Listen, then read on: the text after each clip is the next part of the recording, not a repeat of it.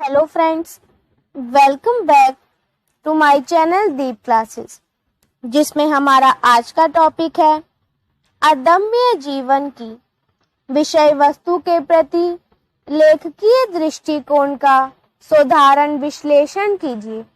आज के वीडियो में हम इस क्वेश्चन के आंसर को जानेंगे, लेकिन उससे पहले मेरी आपसे एक छोटी सी रिक्वेस्ट है। अगर आपने अभी तक हमारे चैनल को सब्सक्राइब नहीं किया है तो इसे सब्सक्राइब कर लें, जिससे हमारे आने वाले वीडियो के सभी नोटिफिकेशंस आप तक पहुंच सकें। साथ ही एमएचडी से रिलेटेड अदर वीडियो के लिए आप हमारे चैनल की प्लेलिस्ट में जाकर उन्हें देख सकते हैं। तो चलिए बिना देरी किए हम अपना आज का वीडियो स्टार्ट करते हैं। रांगे राघव मानवतावादी दृष्टि तथा समाजवादी चेतना के लेखक माने जाते हैं। वस्तुतः मानवतावाद एवं समाजवाद अलग अलग नहीं है, क्योंकि दोनों का लक्ष्य है मानव मात्र का कल्याण। अंतर है तो केवल लक्ष्य को प्राप्त करने के साधन, नीतियां और कार्यक्रम अपनाने में।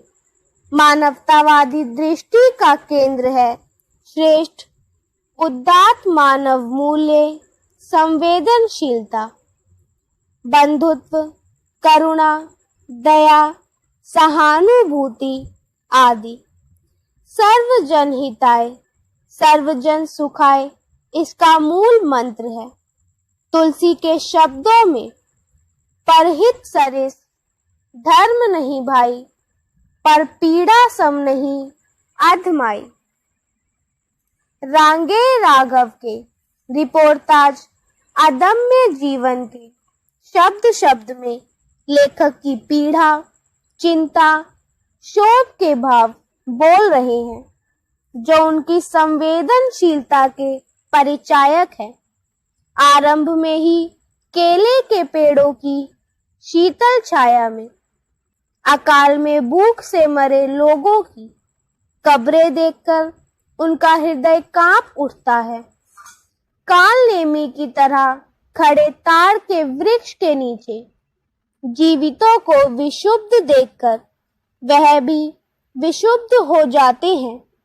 यह शोक और भी बढ़ जाता है जब उन्हें बताया जाता है कि बिना कफन के लाशों को दफना दिया गया। एक एक कब्र में 3-3 लाशें दफनाई गई है। हिंदुओं की लाशों को गांव की नदी बहा ले गई। कब्रों से पटे गांव में कब्रों को बचाकर चलना कठिन है। अतः बच्चे अपने पिता की कब्र तक पर खड़े होकर बातें करते हैं। कब्र पर साया तो क्या घेरा तक नहीं है जिससे उसे पहचाना जा सके। इस भयावह विभीषिका को देखकर ही लेखक की दृष्टि में परिवर्तन आता है। नैतिकता के पुरातन मानदंड ध्वस्त हो जाते हैं। प्रेम की परिभाषा बदल जाती है। वह रहमत से सहमत है कि भूख के कारण उनकी इज्जत बेचने वाली निरीह नारियों ने कोई पाप नहीं किया। मर जाना क्या सहज है? कोई क्या अपने आप मर जाना चाहता है? प्रेम के संबंध में उसकी धारणा बदल गई है। प्रेम दो व्यक्तियों के बीच का व्यापार नहीं है। सच्चा प्रेम वह है जो सबको मिलकर पर कर होना सिखा दे।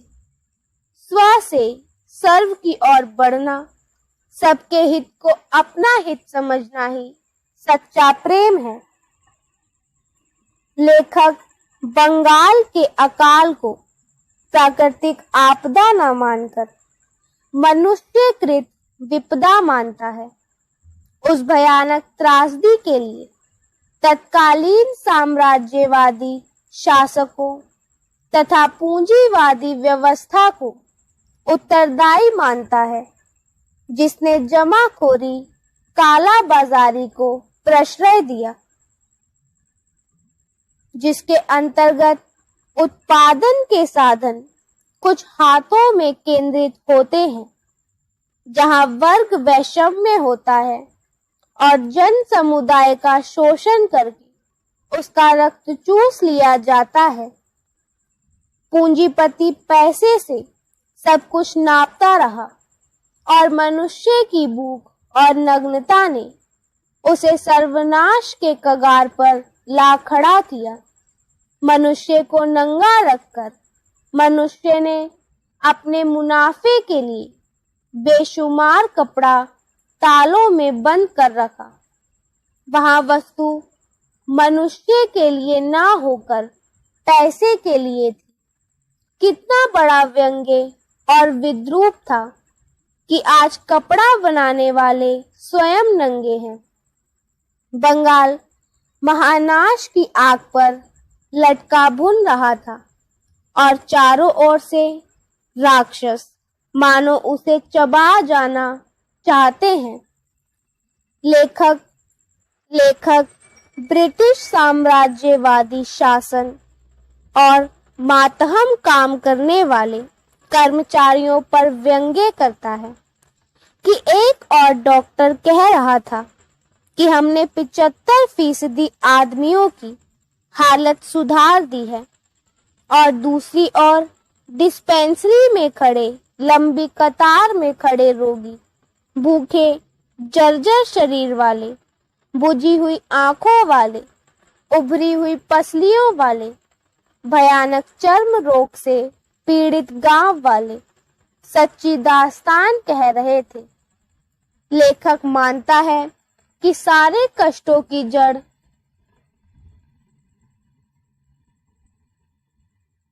परतंत्रता है।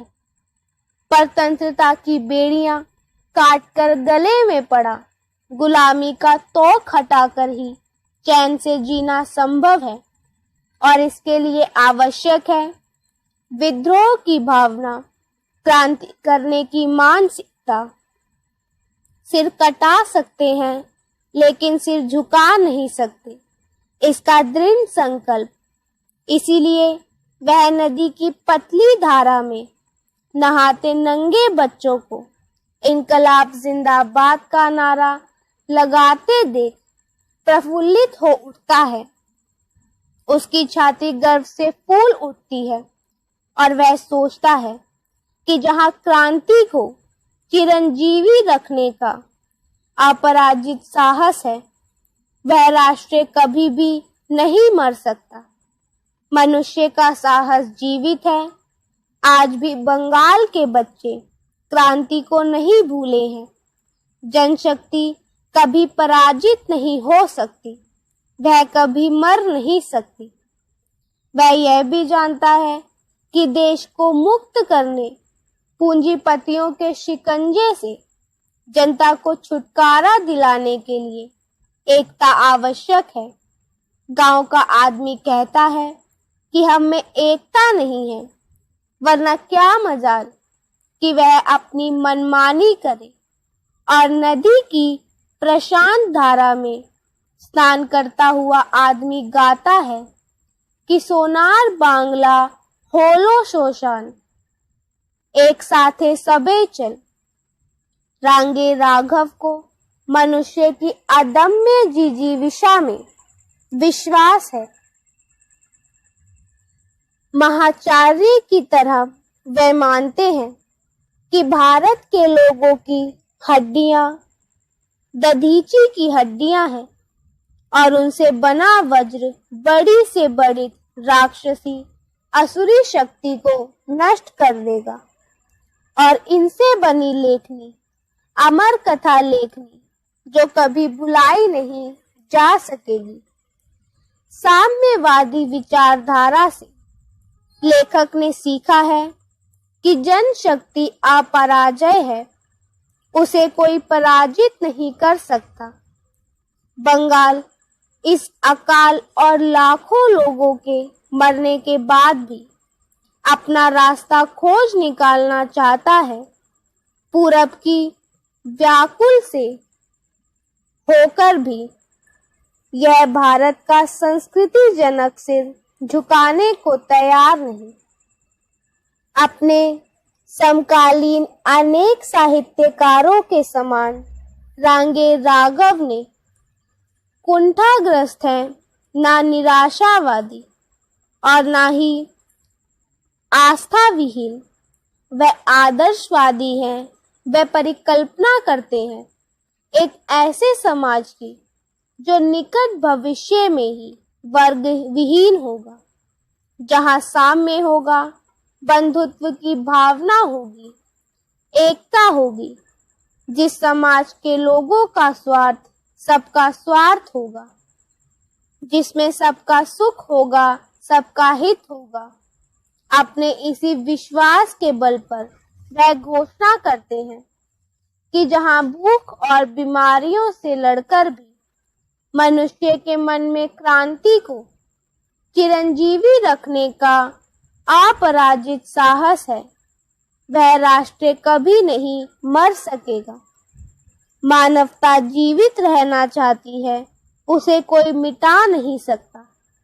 यदि जनता में चेतना है तो इन्हें भूखों मारने वाले नर पिशाच नाज चोरों का अंत दूर नहीं। इस तरह यह रिपोर्टाज लेखक की जीवन दृष्टि का साक्षात्कार करता है और बताता है कि लेखक की मानवीय शक्ति को मनुष्य की जिजीविषा में आस्था है। वह जन चेतना को, जन शक्ति को अपराजय, अदम्य मानता है। तो इसी के साथ हमारा आज का वीडियो यही खत्म होता है, जिसमें हमने जाना अदम्य जीवन की विषय वस्तु के प्रति लेखकीय दृष्टिकोण के बारे में। अगर हमारा आज का वीडियो आपको पसंद आया हो तो वीडियो को लाइक एंड शेयर करें और हमारे आने वाले सभी वीडियो के नोटिफिकेशंस के लिए हमारे चैनल को सब्सक्राइब करें। Thank you for watching.